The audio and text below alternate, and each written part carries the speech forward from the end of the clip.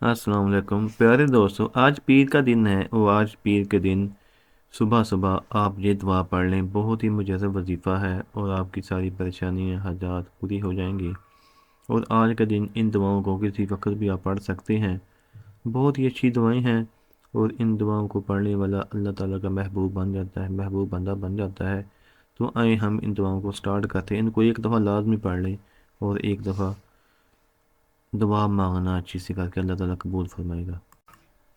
یا مالک یا قدوس یا سلام، استغفر اللہ ربی و اتوب الیہ، یا ذو الجلال والاکرام، یا عزیز یا جبار یا متکبر، لا الہ الا اللہ محمد رسول اللہ، ان اللہ علی کل شیء قدیر، یا حی یا قیوم برحمتک استغیث، لا الہ الا لا الہ الا اللہ سبحان الحلیم الکریم،